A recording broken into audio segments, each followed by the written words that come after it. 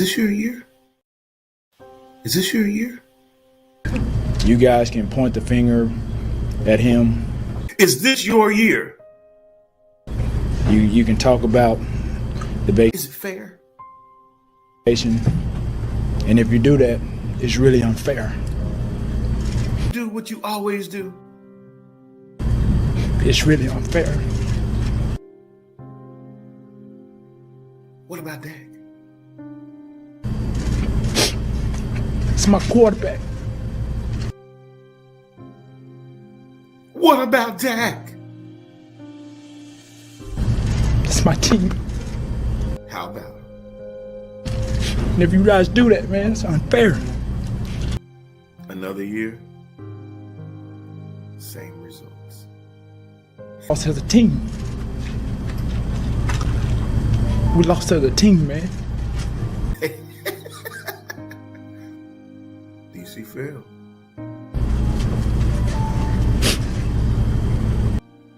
For L failed.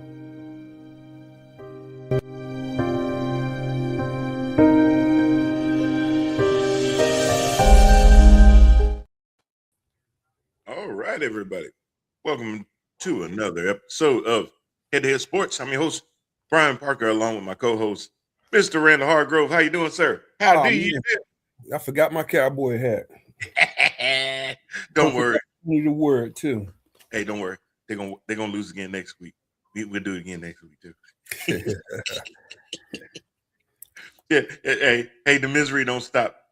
They got another 3 more games to just keep disappointing. Man, I don't know. It's just like a rock and a hard place situation, because you kind of want them to be. Uh-oh. I'm sorry. Okay, I said I kind of want them to be in the playoffs and then lose like they do every January, and then we get that good old Stephen A. Smith production that always call in sick to work for. Well, the good thing is that they haven't been mathematically eliminated yet. Yeah, they got a 1% chance. They have a 1% chance. I've never, but you know what? For a Cowboy fan, that's all you need. Oh, yeah. So you're saying there's a chance. That's the hilarious part is while we'll sit there and go, okay, like I said last week about the Chiefs that they're dead and now they're officially dead. And we'll talk about that whole thing too. But 1% you're pretty much dead. I mean, because what that says is that so many things would have to go right. You don't control your destiny. You would have to do everything perfectly, and everybody in front of you would just have to damn collapse for you to have a chance. And here's the thing. If you could do everything perfectly, you wouldn't be in this position to begin with. You would be in the top 7. That's the whole point. So unless you're in that 8-9 position, you're in striking distance still. Yes, there's some things that you can do to control your destiny. There's a lot of teams where 1 week they're 1 seed, next week they're 2 seed, or even like the Panthers, 1 week they're the 4th seed, or for a couple of days they're the 4th seed. Then they drop all the way to the damn 9th seed because of divisional records and stuff like that. But actually still having the chance to win their conference and jump right back up to the 4th seed. They won't get anything higher than a 4, but they could just stay at a 9. We'll talk about that too. Man, this has been a crazy week. A lot more teams got eliminated this particular week as we get closer and closer towards the end of the season. We've 15 weeks down. We've got 15 weeks down.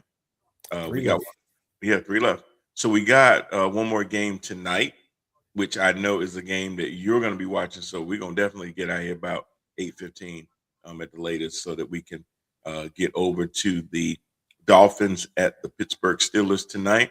The Steelers have 4 games left, including tonight. They go 2-2. Mike Tomlin's streak continues. So there's going to be some of those that are watching for that.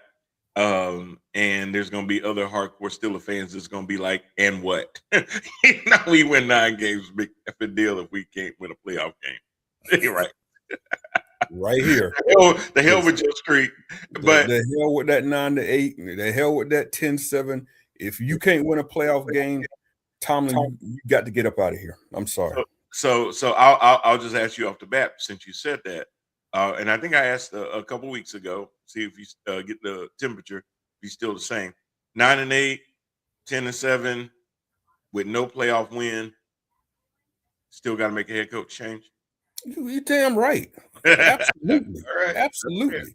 That's fair. And you're going to hear me on here mad as hell talking about it when it happens. Yeah, absolutely. No, I agree with you. You got to do something winning that division.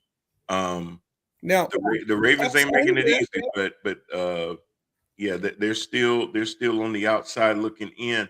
Now the opposite end of that is, like I said last week, you win a playoff game, all's forgiven. All's forgiven. Yeah, you know what? And you know what, Rand, that makes a lot of sense, because I mean, you've shown you can do the 9-8. Yeah. You've shown that, but what you haven't shown in a decade is winning a playoff game.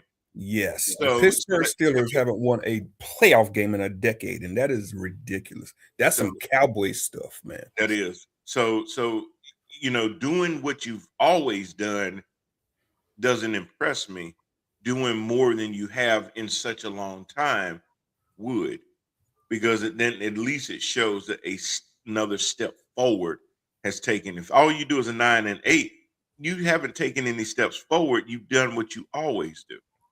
Yeah. Mire in mediocrity. Yeah. So how are you feeling about this game tonight with the Dolphins coming into town? It's going to be cold in Pittsburgh, and the Dolphins are definitely not a cold weather team. Yeah, I mean, all of the things leaning in the favor of the Steelers. The Steelers have won 22 consecutive Monday Night Football games, if I'm reading that correctly. I just saw that. Yeah, wow. Maybe 22 straight at home or some crazy stat like that. But their Monday night record is just impeccable. You add that onto the fact that Tua is 0-5 in his whole career in games played up under 40 degrees. Tonight is under 40 degrees. So that's another factor that leans in our favor. Any Dolphins. Any snow coming or anything? I don't know. I know it's going to be very cold. I don't know about the snow flurries, but I know it's going to be very cold. But yeah, you just add all those things together. I know Miami has won 4 straight. I don't know where that's even came from. I know they're playing better football, but you cannot allow a team that's dead in the water to come into your house when you're fighting for the division crown and walk out with a victory. That would be a bad loss and an inexcusable loss if that was to take place tonight. That's a good point. And I think really the way the Dolphins have won over the last couple of games, it's really started with their run game. Devon Achane has just been on a tear. And a lot of teams, people always say, you have to have the run to set up the pass. Some teams really have to set up the pass. Have to have the pass set up the run. The Dolphins work the other way, especially with Tyreek Hill being gone for quite some amount of weeks now.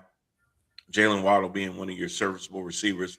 And they do have a couple other guys that are out there catching passes as well. But to take the pressure off of Tua Tagovailoa, you really, they would really have to have their run game really moving so that they don't get put in a lot of 3rd and longs where he has to try to play a lot of hero ball, bail him out, and end up putting ball in harm's way. Another thing with Tua is making sure if they have a chance to even stay in the game, him getting the ball out of his hands early, passing on early downs and things like that, not getting behind the sticks. With the Steelers, they would have to make sure that they control the time of possession. Keep Aaron Rodgers off the field. Keep DK Metcalf off the field. That's going to be the thing. In the flip side to me with the Steelers, same thing. Run to set up the pass. They're going to be looking to try to potentially either double team DK Metcalf or make it look like they're double teaming, coming over with a high safety to try to help out. But they're going to have a hard time with that with MVS on the other side. Rodgers will do the same thing. 3-step drop, get the ball out of your hands as quick as you can. You may not have a whole lot of deep routes early, but that's okay. Let the running game set up some of those home run throws and things like that when they present themselves. But, take what the defense gives you and then take your shots downfield strategically. And I think they'll win the game. But a lot of it's just going to be ball control, time of possession, field position is going to probably be at a premium. And again, here's the biggest thing, and this is the thing that I would have said about my Carolina Panthers, who I'm going to rip into in a little bit too. And the same thing that could be said about last week's Thursday night game. All these mother effing penalties. Yeah, it definitely make a difference. These penalties will cost you, especially pre-snap penalties or offensive holding where that's 10 yards. You take a first and or second and 3, get called back, and now it's a 1st and 17. Those will kill you. And a lot of teams are facing that right now. Like Rams and the Lions, they can overcome stuff like that. But struggling offenses like the Steelers and Panthers, those are just drive killers, man. Killers. Moving the ball, and it's a second down and 7, and then all of a sudden somebody's holding, and now you got a 2nd and 17. It just is a complete killer to try to overcome that for these offensives. But the key for Pittsburgh Steelers tonight is just playing Pittsburgh Steeler philosophy, which is stop the run and run the football. If we could do that, we're going to win. And we should be able to do that. Yeah. If you see, here's the thing, and you're absolutely right. If you stop the run, it makes them one-dimensional. Yeah. Now you're forcing Tua to put the ball in harm's way, and that defense can have some opportunities. I know TJ Watt isn't playing tonight. That was a weird situation with the collapsed lung. Yeah. But he's not going to be playing tonight. But even so, yes, that's going to affect their pass rush more than anything. But as far as run stop, I believe if they can still get some type of penetration where they can stop that run, maybe even bring a safety down from time to time, and force the Dolphins to have to sit there on 3 and longs, have to put the ball in harm's way, even if they don't come down with the interceptions, keeping them off the field with 3 and outs, they should have a really good time at it. Yeah, and Joey Porter Jr., stop freaking holding, man. I guarantee you. I mean, you might as well put your money on. He's going to get a holding call tonight. Yeah. I'm trying to get on Jalen Waddle. What's his name? Waddle. Yeah, trying to hold Waddle. Mm-hmm. One holding call is definitely going to be Waddle going to get past him. He's going to try to catch up by yanking on that jersey. Every time, man. I've seen it. That's what happened when that guy get around you with that little double move on you, and he got a step or two on you, and you try to slow him down. My God, man. There's refs just looking for that, right?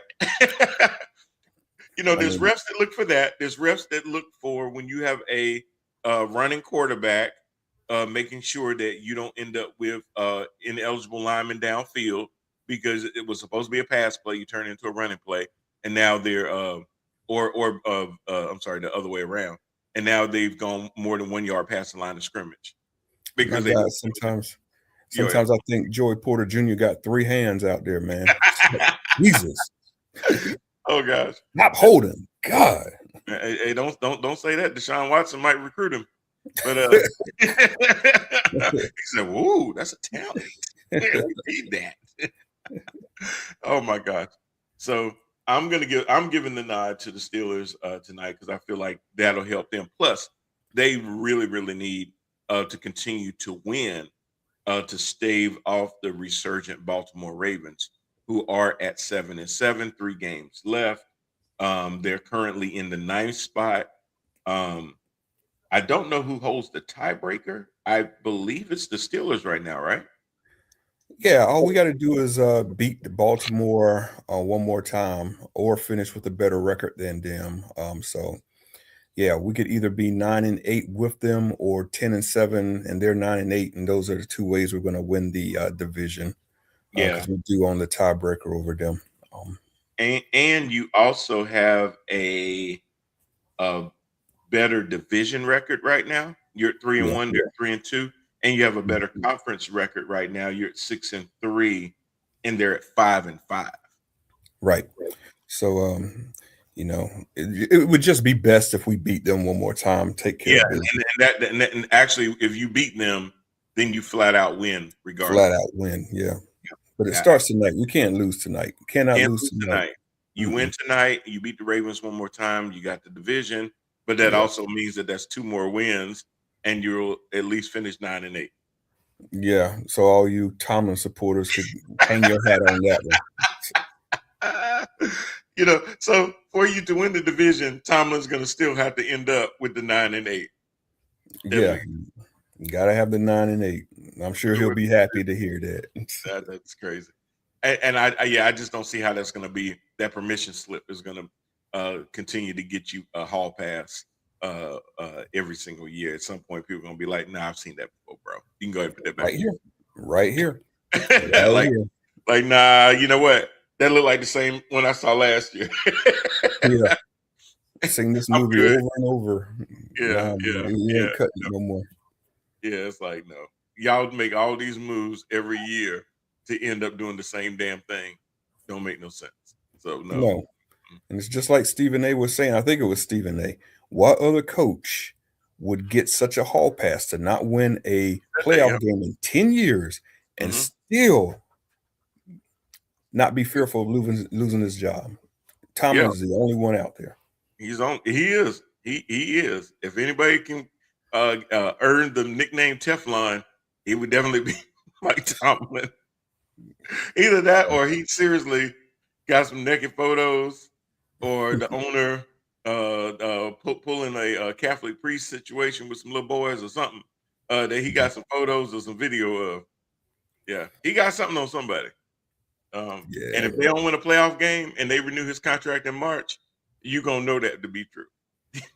I'm just saying, man. If I lose a playoff game and they extend him in March, just know that he got some pictures or a video or both. Just know somebody's gonna have to bail me out of a Pittsburgh jail, man, because I will be on my way to riot if that happens. I agree. I don't think you're gonna be out there by yourself either. I think there's a lot of Pittsburgh fans that have finally said, you know what, no mas. I'm glad they got me back. Guy, but no mas. If all you can do is that, hey, we've seen that, we appreciate that, but we want a little bit more. And obviously, this is as far as you can take us, Moses. You ain't gonna ever get us to the promised land. You're gonna keep getting us on the outside, but you ain't never gonna get us in there. So man, appreciate it. Yeah. I'm glad people finally waking up and smelling the coffee on this thing. I was saying this crap 2 years ago, man. I had it 2 years ago after the playoff loss to, who was it that time? I think it was Kansas City at that time. I was over it then. So yeah. All right, Rand. Well, yesterday, the number 1 seed in the NFC South, the Carolina Panthers, faced the eliminated New Orleans Saints.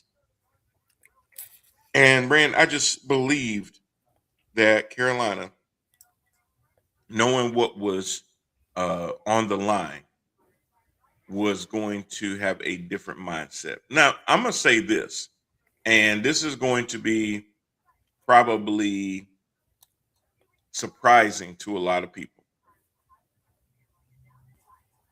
They didn't lose that game because of Bryce Young. No, I was about to say the same thing. Not surprising to me. Bryce Young, I'm going to give him some flowers.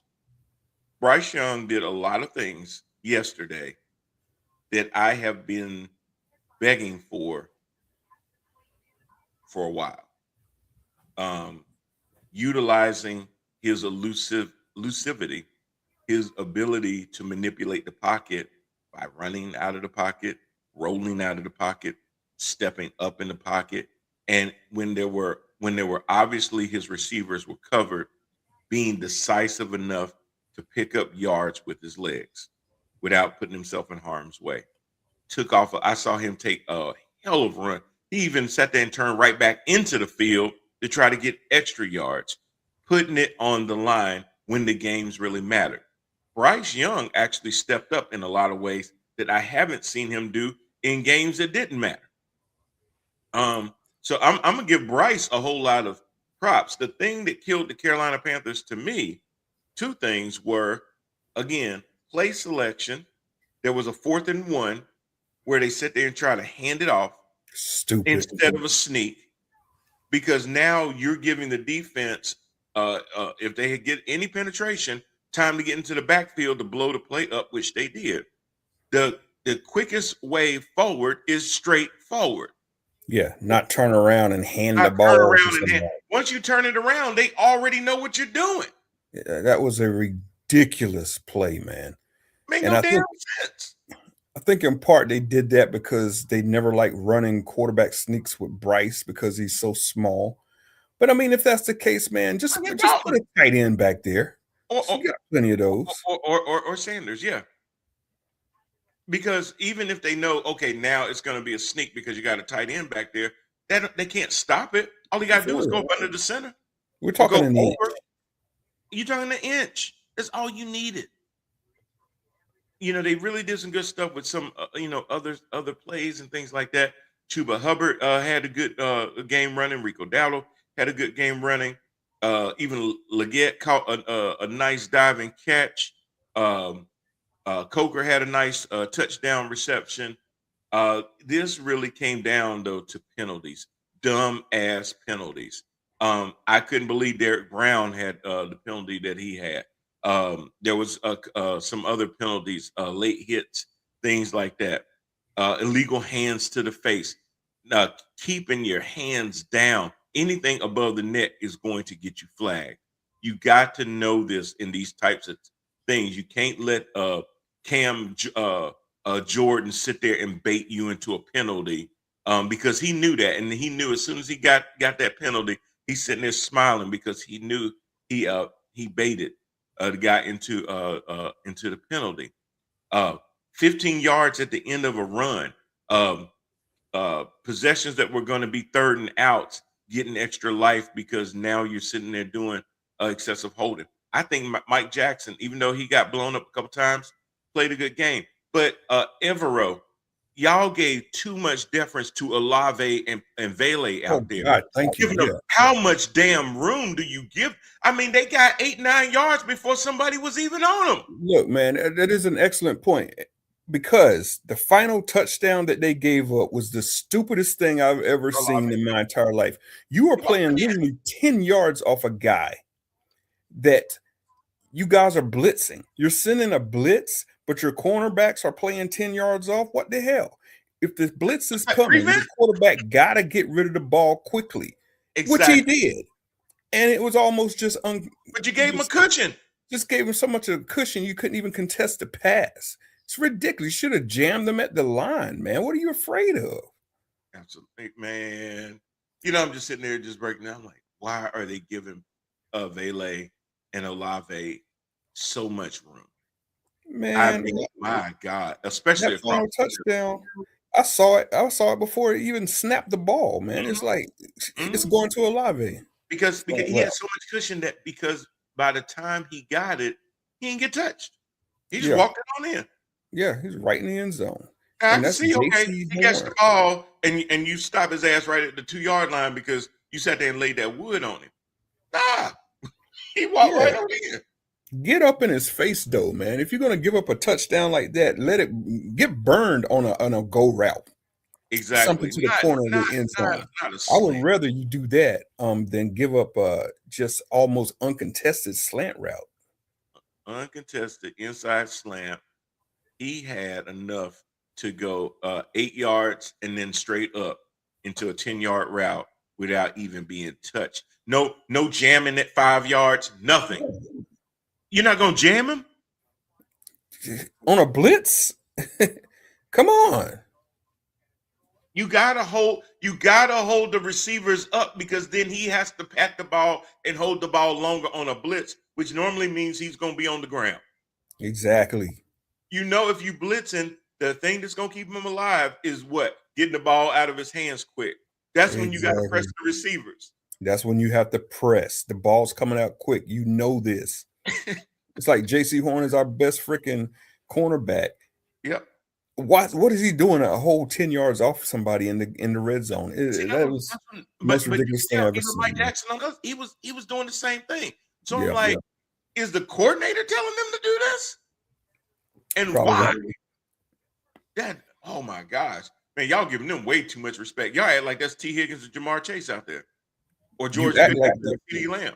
You act like they're on their own 10-yard and not your 10-yard. Exactly. Yeah. And that's the other part. When you're on when they're on your side of the field and they're in the red zone, the field gets a whole lot shorter. You ain't got 10 yards to give them. No way. No, man. That's a crazy part. You don't even have it. Oh my gosh. Jermaine says culture is a real thing. Coming from a championship culture, just like having a streak of winning seasons. Coming from a championship culture, just having a streak of winning season isn't enough. Let a Panthers coach have 10 years of winning seasons, and he'll get a statue inside the stadium. Oh, that's true. He's comparing that to Tomlin. I agree with that, but you know the reason to that is 6-0. Yeah, that's it. 6-0. Mm-hmm. We got 6. Carolina has none. Yep. So of course you're going to take a coach that's going to bring you 10 winning seasons if you don't have a championship. But if you got 6 of the big ones in your championship regiment, I mean, your point of view is going to be a whole lot different, which is why you don't hear Carolina Panther fans every year talking about, this is going to be our year. Because Carolina Panthers fans can be excited by just going to the playoffs. Exactly. Carolina Panthers fans can be excited by just having a winning season, period. And they're still in a position to do that, even stubbing their toe like this. Jermaine had said pre-show that the Panthers were who we thought they were. And I'm not sure about that though, Jermaine. I don't know if they know who they are. You got to remember. They lost to the New Orleans Saints, but they beat the Cowboys. They beat the Rams. They do these things. So is it beyond my capacity to believe, especially after watching how Seattle played yesterday, that they can then go beat Seattle at home? Yes. They seem to actually do better at home anyway. They have a winning record at home. Do I believe they can beat Seattle on Sunday? Yeah, I do. And I actually think they will. Wow. Yeah, I'm calling it now. Because I hope you're right. They are so freaking Jekyll and Hyde. They lose the games they're supposed to win. They win the games that they probably should lose. I hope you're right. If you're talking about who we think they are, the reason that they're 7 to begin with is count the games that they won that you said at the beginning of the year. Nah, that's an L. Yeah, I hope you're right, just for the sake of the city and the sake of the Panthers making it to the playoffs, man. But you know, I just got them losing out the rest of the way. I don't have them winning a single game the rest of the way. Maybe that's just me being scorned off of yesterday. But I got them going 2-1 and winning the division. I hope you're right and I'm wrong. I think Tampa's done. Jermaine says they play to. This is true. They play to the level of talent that they face and fold under pressure when it counts. Man, gold star that comment. All right, pinned it is. But no, he's absolutely right, and he says therefore they will lose Sunday. Now I'm gonna get the win on that one, and just as a point of personal privilege, in your mountaintop. I went with Atlanta last week, and I went with who did we have yesterday? Oh, Minnesota. I went with Minnesota. You probably made up a lot of ground with just those two. Probably did. I didn't check to see where I was at, but I know I went from like 22 to 16th after the Atlanta win. I didn't see what happened after the Cowboys win because I knew everybody picked the Cow bitches. Dude, we all sucking in that thing. Oh yeah, I know. This year's been terrible. At one point, I was first, and I was like, "Oh man, I'm killing it! And then all of these strange games started popping up going, wait a minute, what? But you got to remember, the Saints, as bad as they are, Jermaine, you got to remember, they did also beat the Bills. So they do have it in them to put together games like that. They just can't consistently put games together like that. But sometimes the Saints do the same thing. They play up to competition that should beat them.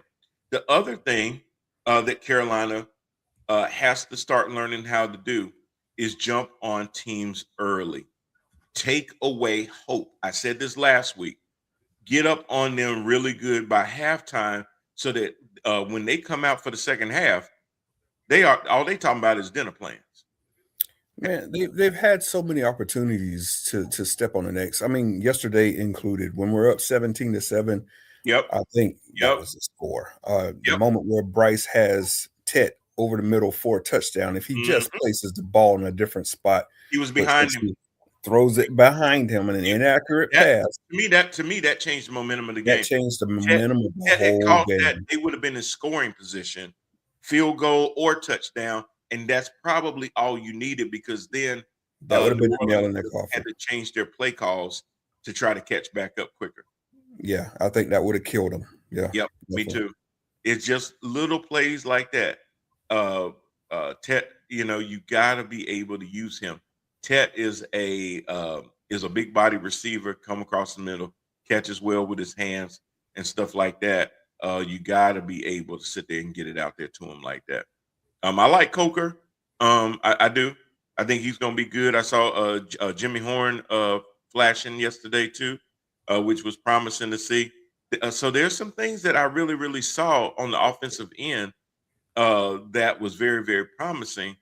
To me, it just came down to penalties and a handful of plays, scratch your head play calling that lost them that game, and allowing New Orleans just to kind of stay in.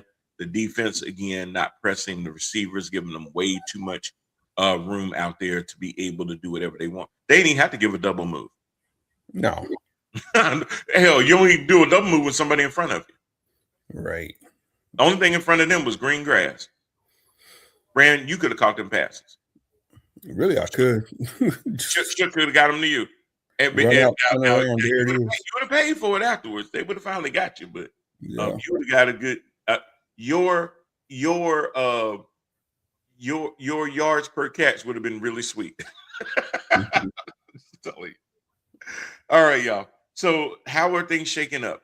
Well, after yesterday, quite a few more teams got eliminated from the playoffs. One of the biggest ones in the AFC ran are those aforementioned Kansas City Chiefs. The witch is dead. The witch is dead. There's going to be a new king in the AFC West. All of Buffalo is celebrating right now. That's funny you say that, but yeah, I saw something where it says, this has got to be Buffalo's best chance because Kansas City is finally out of their way. Yeah, Kansas City is out the way, man. So the road has been cleared for them. They just got to step up to the plate. And to be honest, I mean, they are looking the part. Very impressive win. They are. I picked the Patriots to win that game. And the Patriots were winning that game.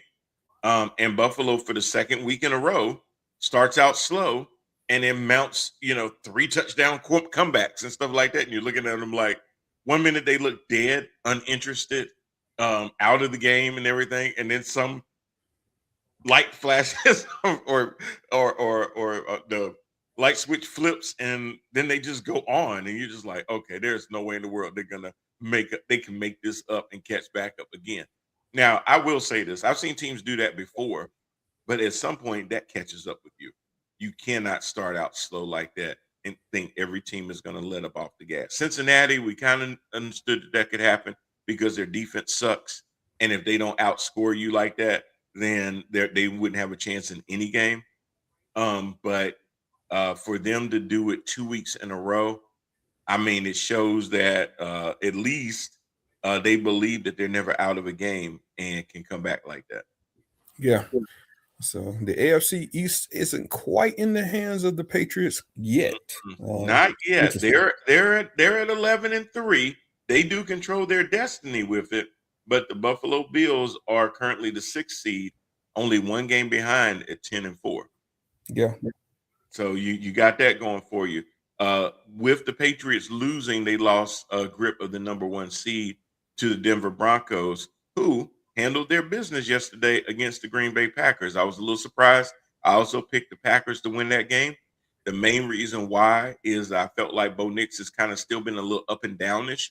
Their defense has really carried them. They have won a lot of one possession games. And I figured at some point that was going to come back to bite them. I saw Green Bay starting to operate a little bit better, especially with Christian Watson kind of coming up and everything. Josh Jacobs, Jordan Love doing a lot of good things. I thought this was going to be one that devastating injury for Parsons, though. Yeah, Parsons sat there, non-contact knee injury. I saw when he kind of made the cut in to try to rush the quarterback that his knee didn't go with him all the way. And it was obvious that it was a tear at that point, but that got confirmed today. It's really, really bad to tear an ACL around this time of the season. Yes, because it's very doubtful you're going to be ready by the start of next season. Yeah. And even if you are ready by the start of next season, you're not going to be the same, and you're not going to be 100%. You won't. Your speed and your cuts. Yeah, that's just how devastating ACL injuries are. So yeah, man, it might be a while before we see Parsons maybe on the IR and coming in game 9 or something. Well, like that. You got 12 weeks, then you got rehab. You got, so he's going to miss OTAs. He's going to miss training camp. He's or a lot of it anyway. He's not going to be in any preseason games and stuff like that. So Patrick Mahomes too, man. That one changes the scope of the whole Kansas City Chiefs, because he's another one that won't be ready by the start of the season. And they're going to have to make sure whoever is it Carson Wentz right now that's going to be leading the team, I believe. So if that's the case, I mean, you're going to have to go with Wentz. And then it's going to bring into question, is Travis Kelce going to want to come back now? Now that the mortality of the Kansas City Chiefs are out there, I saw Kelce have some flashes of old Kelce. Is he going to be willing to be a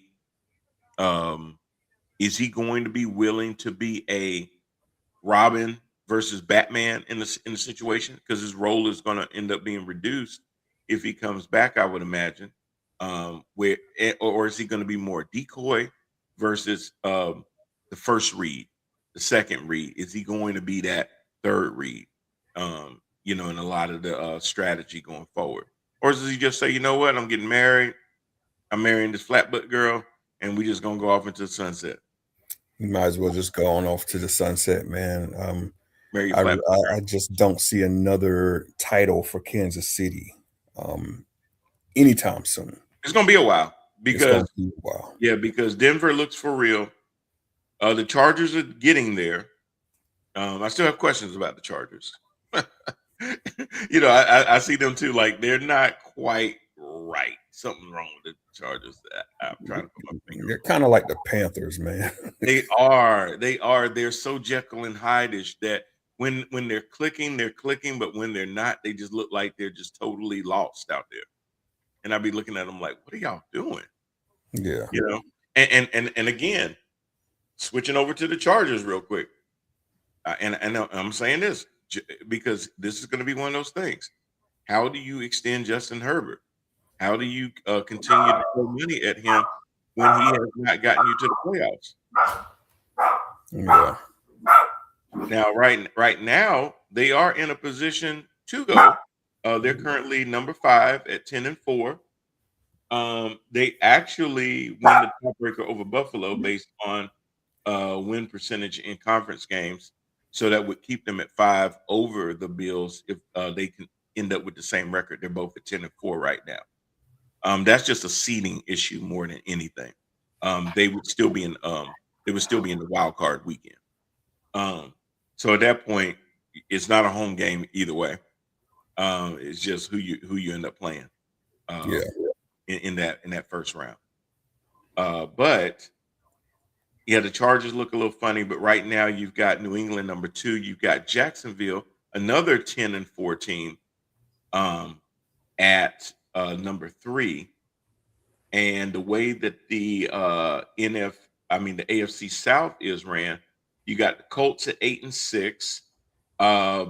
They're not totally out of it, but they would need some help. They would have to probably win 2 of the last. Well, they would have to either win 2 of the last 3 or all 3. And then Jacksonville would have to basically lose at least 2 of the last 3. That's the only way that they can jump. Jacksonville seems to be stepping on the gas a little bit. They are offensively, absolutely looking pretty daggone good. And the Colts, I just don't see it with 45-year-old Phillip Rivers. I mean, he did his best yesterday. And for somebody ain't played in 5 years, he actually looked pretty damn good. I was telling my wife, hold on, let me warm up a little bit. But you know what I think is going to happen with Rivers? You know how Cam looked great when he came back to the Panthers for the second time, and he went out there and he beat the Cardinals, I believe it was. Yeah, everybody was kind of pumped up and said, "Oh man, he's back! He's back!" He even looked into the camera and said, "I'm back." Not really. It all went south after that game. So yeah, I kind of see the same thing with Rivers. I said the same thing. I said, you know what? I hope he doesn't give them false hope that he performs well, and then they expect, because the one thing you can expect from a quarterback that's over 40 years old is to be able to give you stuff in spurts, flashes, things like that. But what they lose is that normally that consistency to be able to do it game in and game out. And when you're talking about being down to your last 3 games, you don't have no games to sit there and end up missing, even though you're out there. Yeah, they need you for all those games. So we'll see how that goes. But that's an interesting story, how they elevated him that fast, and how by him signing, that removed him from being a semifinalist for the Hall of Fame. And now he won't be eligible until at least 2031. He was going to be a semifinalist for Hall of Fame consideration, but because now he's on an active 53-man roster, that delays him again 5 years. Yeah. I wouldn't have made that decision, man. But he must really just truly love the game. I mean, I think. Oh yeah, you would have to at that point. Yeah, you would have to at that point. But yeah, that was an interesting story. At least they made it competitive. It was at least kind of good to see he didn't get hurt. He walked away from that game intact. So that was good to see. The bad news, though. Yeah. You bring a Phillip Rivers up from the practice squad and put him on the active roster, and he starts the game.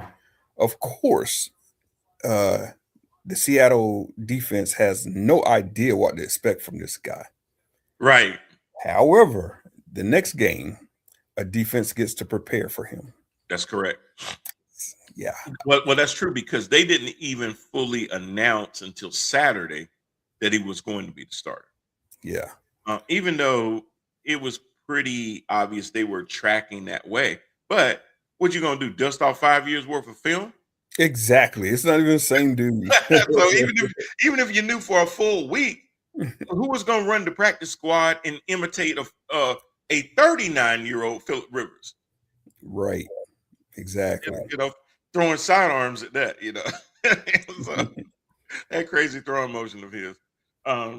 But yeah, so that was interesting.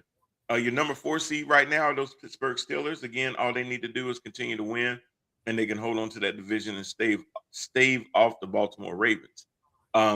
If the Ravens can't beat the Steelers, it's going to be hard to see who they can jump, because the Texans are the number 7 seed at 9-5.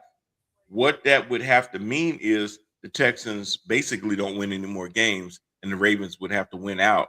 If they can't get to if they can't get the AFC North outright, the only path for them into the playoffs would be to hope that Houston stubs their toe Indianapolis doesn't do anything, and then they win out and then they would have to be 10-7.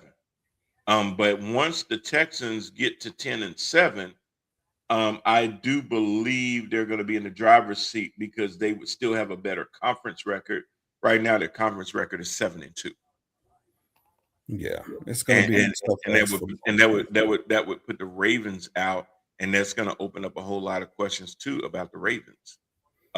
Normally, being a team that does exceptionally well in the regular season, and then just falls apart when playoffs come with calling. Yeah. It's going to be a really tough ask for them to get to the playoffs. I mean, but it is possible. I'm not saying that, of course.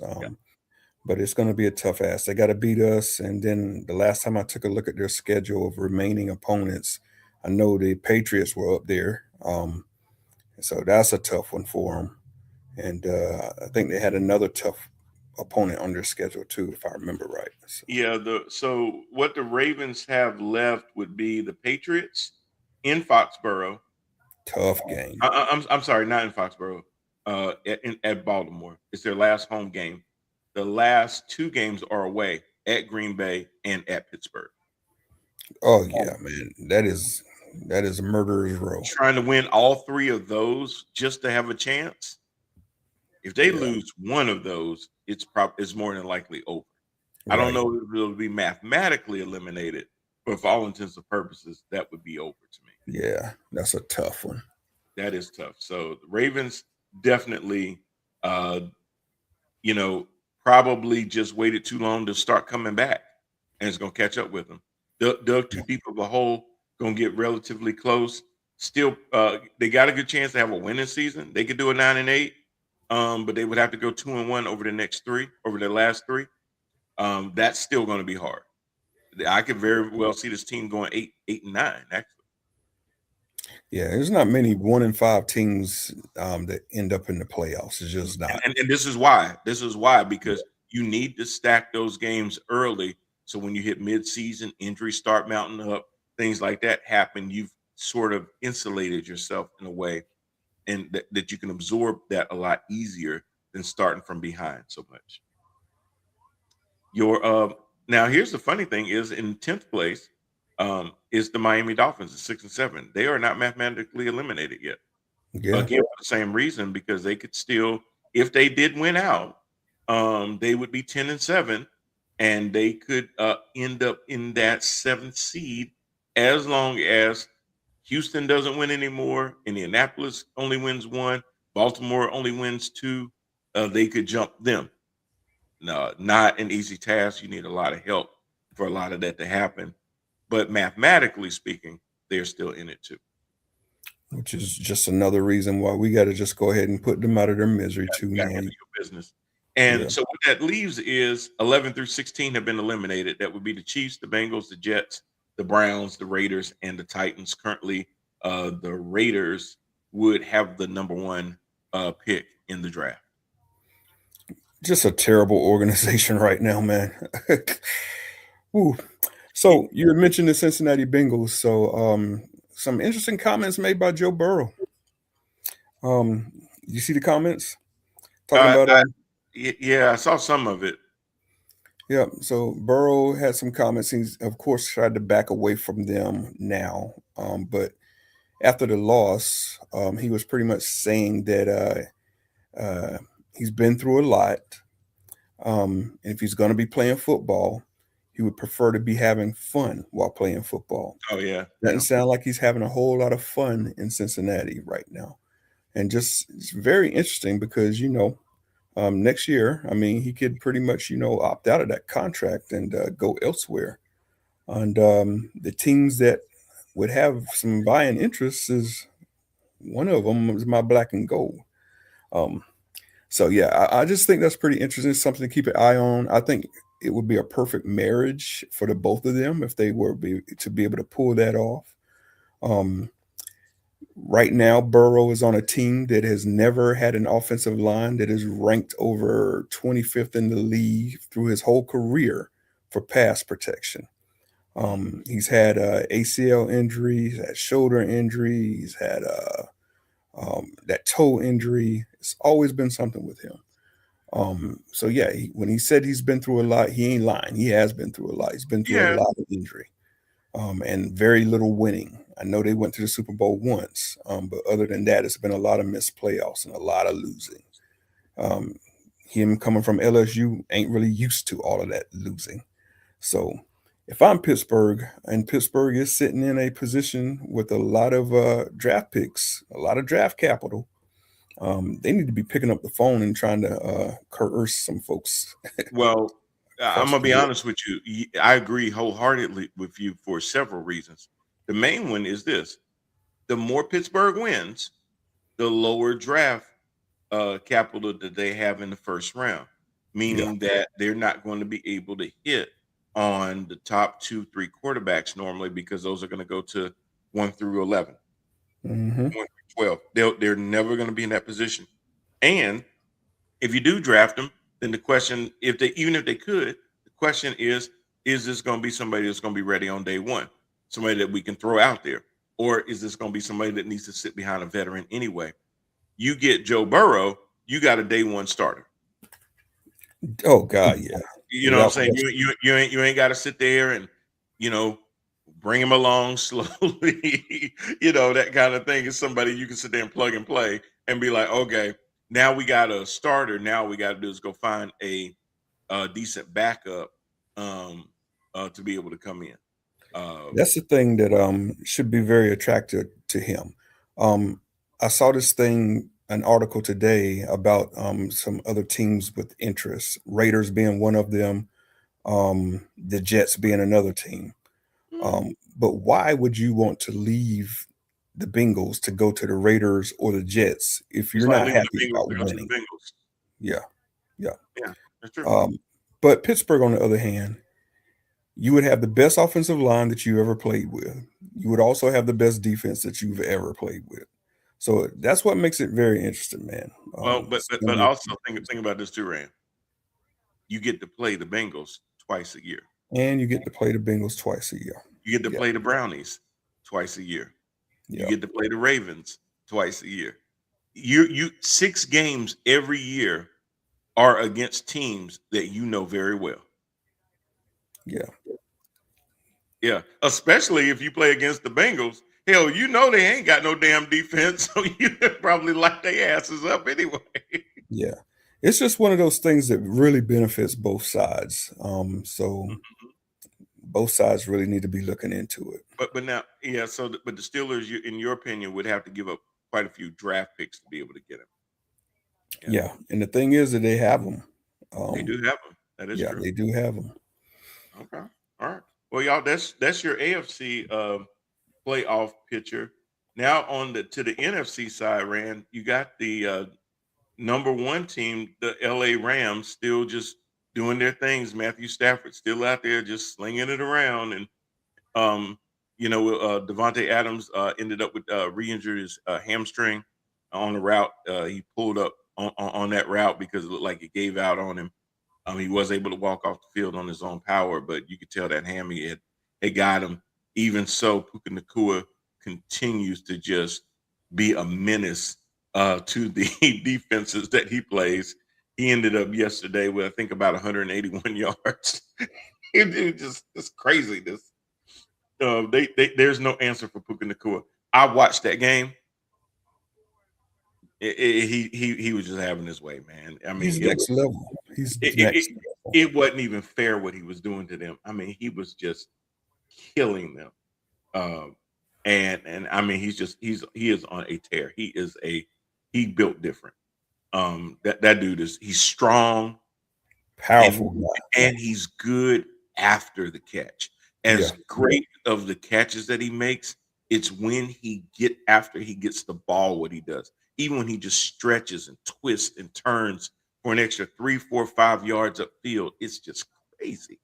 Yeah, just watching him run routes is crazy. That acceleration is like, damn. Yeah. And then the hands are like, damn, as well. So yes. It's a rare combination. Very rare. So, so right now, they control the tiebreaker over Seattle. Seattle's currently number 5. But the Rams are the only team, which is crazy. They're the only team in the NFC that has clinched the playoff berth. That means everybody else could fall out if they don't win, which would be crazy because the Bears already done won 10 games. How the hell could that happen? Well, easy. The Packers are 9-4-1, and if they continue to win and the Bears end up losing, the Packers could end up going from the 7th seed to the 2 seed, which is crazy. The Rams will make it, but it doesn't mean that they would be the 1 seed. They could still end up not being the 1 seed because Seattle, even though they're the 5th seed right now, they're both 11-3. If Seattle wins out and the Rams start to lose, they could change places and go from 5-1. Yeah. So a lot of that's in flux. Of course, I'm happy that my Eagles did what they needed to do against the Raiders. They didn't play down to the competition. They took care of business and spanked that ass like I needed them to. I saw a little bit of old Saquon. I saw some AJ Brown. I saw Jalen doing his thing. I was like, okay, welcome back. Which again puts pressure on the NFC South for those cow bitches to be able to make up ground because if the Eagles continue to win, that is going to be hard. Now the Eagles, their last 3 games ran. They're looking at Washington twice and in between Buffalo. Yeah, not bad. Yeah. Now, if they go 2-1 in that, I'm gonna just say Buffalo could be an L, because it's gonna be at Buffalo. One of the Washington games, of course, will be in DC, and they'll have one more home game, their final game against Washington, which I believe that game potentially could mean something. Could be a meaningful game. But if they go 2-1, Rand, that's gonna give them 11 wins. They get to 11, the cow bitches, even if they do win out at this point, they can't do anything. I mean, they can only the cow bitches can only get to 9. With the Eagles at 9 as well, they would need the Eagles to lose every game, and somehow some stuff to mathematically happen for them. Cow bitches are dead. Their funeral was last night. You give up 34 points to Minnesota, it's over for you. Well, here's here's the thing: the Eagles play at Washington on Saturday at 5:00. If the Eagles win that game, their cow bitches are eliminated. Yeah, they may not even have another game to play. By the time I'll be right back. Okay. So that'll be interesting, y'all, that we'll see the Cowboys with how they will approach next Sunday if they're already mathematically eliminated after the Eagles play on Saturday. But that's what the Eagles have left. And currently right now they are at number 3 in the NFC. They haven't clinched a spot because it's possible that they could flip positions with the 4 seed. Which would be right now the Tampa Bay Buccaneers. They have a tiebreak over Carolina based on win percentage in common games. But they do play 2 of their last 3 games against the Carolina Panthers. And for the Carolina Panthers, who sit at number 9, they have 3 games left, 1 against Seattle and then 2 against the Bucs. And that's going to be interesting, which I still think that there's an opportunity for them to split the Bucs and beat the Hawks. If they do that, they can win the NFC South. And I'm not being a homer, but I actually think that's exactly what they're going to do. I've been wrong, and I could be wrong, but I do actually see them have an opportunity. Why? Because they seem to play the games that they shouldn't win better than the games that they should. Is Jekyll and Hyde for real? I can't explain that with this team. They seem to be more on their game when they play better teams for some reason. Then at number 5, you got the Seahawks. Number 6, you got the San Francisco 49ers. Again, the NFC with 0-3 in the last games for Carolina. That's fair, Jermaine. We will see. You could be right. I've seen them take 2 steps forward and 3 steps back. If they can control their penalties, if they can continue to run the ball. And the reason that I'm saying running the ball is a good formula. Tampa isn't the best run stop team. And we will see. Tampa is not necessarily a good run stop team. Now, Seattle does do well against the run. So we'll see how that goes. But Baker Mayfield, I think, can be baited into some throws that could give J.C. Horn and Mike Jackson some opportunities to feast on him being too aggressive, trying to force the ball to Godwin, Mike Evans, and Ibuka. I think there's some things to be, and Cade Otton. I think there's some opportunities to be had from a defense standpoint against Baker Mayfield for the Panthers, which is why I think they could potentially split, especially at home. They do seem to be a better team at home. So I think they could do that. And with Seattle, if that front four can get enough pressure on Sam Darnold, he can be the canary in the coal mine and end up turning the ball over in opportune times. I do worry about Seattle's running game with Charbonnet and Kenneth Walker, but I think that the combination of Chuba Hubbard and Rico Dowdle will also give Seattle some fits too. Yeah, I'm just not as optimistic, brother. I think Seattle's going to boat race the Panthers, but I could be wrong because I thought the Rams was going to boat race the Panthers. So yeah, me too. Yeah. But then you see the Rams get right back on track, put up a whole bunch of points, and you go, okay, where was this team in Carolina? Exactly. So, we'll see. And you got to remember, Seattle's doing the same thing as the Rams. They got to come all the way over to the other coast to Carolina, take them out of their routine and everything else. That affects teams differently.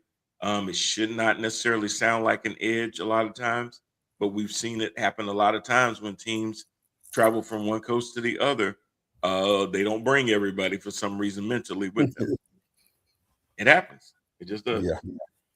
So but like I said, the 49ers are sitting at number 6. So you got 3 teams from the NFC West. All of them are in striking distance to still win that division. That division is not totally the Rams as yet. They've clinched a playoff spot, but they have not clinched the number 1 seed. I know he ain't gonna let you go, is he? So the Rams right now are at 11-3, but the 49ers are 1 game behind at 10-4. The Seahawks are tied with the Rams at 11-3. So that NFC West ended up being a hell of a division. We really thought the 3-headed monster was going to come out of the North, but it ended up being the West, Rand. Yeah, I see Jermaine's comment up here about 0-3, the last 3 games for the Carolina Panthers. That's kind of what I see too, man. I get it because I should have low expectations because they've not given me any reason to have any higher expectations.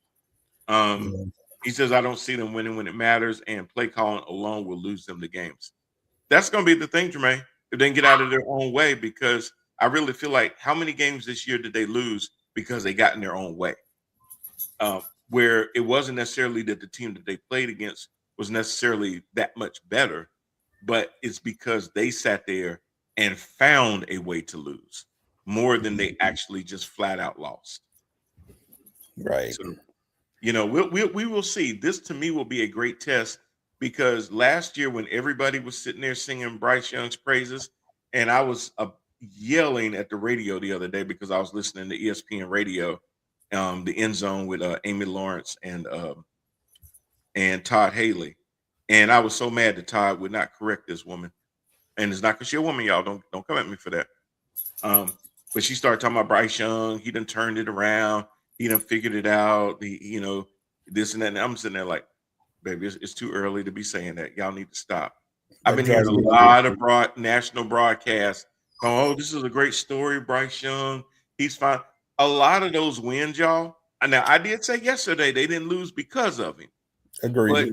But there's 7 wins ain't all because of him either. Hell no. So they got to stop this national false ass story. Like Bryce Young done seen the light from the time he got benched in season 2 till now. He's made strides. Y'all need to stop. Yeah, that's not what's happening. Yeah, I listen to a lot of local, broadcasts and stuff, WFNZ, and you hear a lot of the fans are calling in, and they're talking about, oh, he's the future and he's our franchise guy. What evidence do you have of that? I just don't understand that. There is none. There is none. Listen, if the bar is so low to say, you know what, we don't need Bryce that when he gets hit, that he coughs up the ball and fumbles. We don't need Bryce to keep taking a bunch of sacks, putting us in from 3rd and 3 to 3rd and 12 because he takes sacks all the way in the backfield. Or, hey, he's sitting there not stepping up into the pocket so he has a better line of sight and throws interceptions because he is too little to see the defensive back shadowing over the receiver and jumping the route. If that's the bar, well, yeah, he should be comeback player of the year. Right. I mean, yeah, absolutely. If that's your bar, shit, yeah, he's the comeback player of the year, hands down. But you know, and what I kept yelling at the radio was what she was saying. I was like, he was the number 1 pick. Exactly. If he was a 5th rounder, what you're saying, I would agree 100%. Exactly. He was the number 1 overall pick. Yeah, you can never change that. For number 1 overall pick, I'm not going to be satisfied with a quarterback that averages around 200 yards per game. No. And a touchdown. It's just not happening. It's not happening. I'm sorry. I'm not drafting the number 1 pick to be a damn game manager. Exactly. That's what you have journeymen for. That's what Ryan Fitzpatrick was all his career. Mm-hmm. You know what I'm saying? When you had guys like that, Colt McCoy, other guys like that, that's what those guys were. They were game managers. That's what Trent Dilfer was. You know, when you draft somebody number 1, and then now all of a sudden he's a game manager, that's still a bust. Exactly. I'm sorry. Now, it doesn't mean that they can't be successful now, but they have to be almost successful in spite of him. He just has to do enough not to lose the game and then rely on the skill position players and a good defense and good play calling to actually win the game. Can you win the game that way? Yes. Does it make it harder? Yes. What does a good backup quarterback do in this league? They flash, right? Right. So they could get it done for a game, but they can't get it done for 4 or 5 games. Cooper Rush. Every now and then you'll see a beautiful pass where they thread the needle. Just wow, you like, wow, he just dropped it right in the breadbasket. Like on the string. But majority of the time you're seeing turnovers, incompletions, fumbles, inaccurate passes that are behind the receiver instead of in front of the receiver. And those kind of passes are taking points off the board. So that is all Bryce Young right now. That is his game completely. He flashes every now and then. He's got the ability to win one here and there, but he can't put together 2 and 3. That's completely Bryce Young, man. Absolutely. Absolutely. Yeah, Jermaine. Yes, let's take him out the broadcast booth and bring Delhomme back. Yeah, why not? I think Jake would disagree with that. Hey, while we at it, let's bring 89 back out too. And so you can tell people to ice up, son. Hey, go ahead and bring Muhammad back too. Just keep Kelvin Benjamin's fat ass away. It will be good. To round out your teams, you got the Cowboys at 10, and then the 11 through 16 on this side has been eliminated as well, Rand. The Minnesota Vikings couldn't tell last night that they had been eliminated. Atlanta Falcons, the Saints, the Commanders, the Cardinals, and the Giants all eliminated at this point. The Vikings really put up a good show last night. I thought J.J. McCarthy played a pretty decent game. The only thing about this kid is his throwing motion is crazy, and he throws very, very hard. All of his passes are so hard, and he did this still without getting Justin Jefferson involved in that game. But the Dallas defense just could not stop the Vikings when it mattered. McCarthy was able to manipulate the pocket a lot of times by rolling the pocket, stepping up into the pocket, buying time for his receivers like Naylor to get down the field and be able to make some huge plays. Yeah. So very, very good game there. All right, Rand, I know we got to get ready to close out because we got this game going on starting right now, actually. Kicking off right now. Yes, sir. Kick off right now. Other than this game tonight, who you got coming up this week that you're looking at? Oh, God. I think the Ravens in New England are this week, right? The Ravens do play the Patriots Sunday Night Football, NBC. Yeah, that is one that I'll definitely have my eyes on. Okay, that's going to be a really, really good one. You've also got the Steelers playing the Lions on Sunday. That is an L. So I will not be paying attention to that one. It's a 425 game, so we will see. That's going to be a good game. You've got Rams and Seahawks this Thursday. That's going to be a good game. Saturday, of course, we got two games. We got the Eagles, Commanders. We got the Packers, Bears. That should be a good game. A lot of implications going to be in that game. Chargers play the Cowboys on Sunday. That should be a decent game as well. The rest of the games, though, Rand, look like absolute dookie. But they still need to be played. But we will see what happens. With that, y'all, we will let y'all go. We'll see y'all again next week. Remember again. Oh my goodness. That's all you wanted. Hey, I'm here. I take it Steelers fan too. Yeah, tonight. Okay. Just make sure it wasn't a divided house. But we will see y'all again next week. If you are betting, make sure that you bet with your mind, not with your heart, and don't bet more than you are more than willing to lose. With that, y'all, we will see y'all again next week. Y'all take care. Peace out.